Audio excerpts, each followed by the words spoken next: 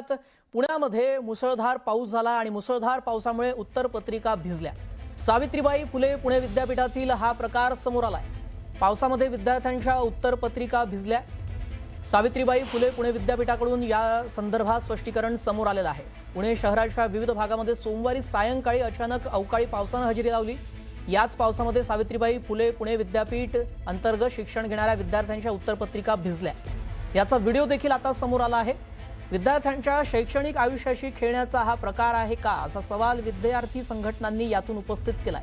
दुसऱ्या बाजूला या उत्तरपत्रिका निकाली काढण्यासाठी संकलित केलेले आहेत, त्यामुळे विद्यार्थ्यांचं कोणतंही नुकसान होणार नाही असं स्पष्टीकरण विद्यापीठाने दिलंय। विद्यापीठ आदेशानुसार अधिकार मंडळामार्फत सावित्रीबाई फुले पुणे विद्यापीठाच्या कोणत्याही सत्राचा निकाल जाहीर झालेल्यानंतर संबंधित उत्तरपत्रिका मूल्यमापन केलं जाणार असं बोललं जातंय।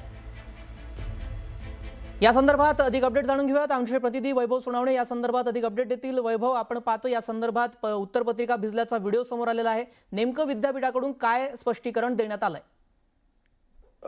काल जो मुसळधार पाऊस पुण्यामध्ये झाला, या पावसाच्या दरम्यान विद्यापीठामध्ये काही उत्तरपत्रिकांचे गठ्ठे जे आहेत ते बांधलेल्या अवस्थेमध्ये बाहेर दिसून आलेले होते परीक्षा विभागाच्या, आणि काही व्हिडिओ समाज माध्यमांवरती विद्यार्थ्यांनी पोस्ट करून हा विद्यार्थ्यांच्या आयुष्याशी खेळायचा प्रयत्न आहे अशा स्वरूपाच्या पोस्ट जे आहेत त्या समाज माध्यमांमध्ये केलेल्या होत्या।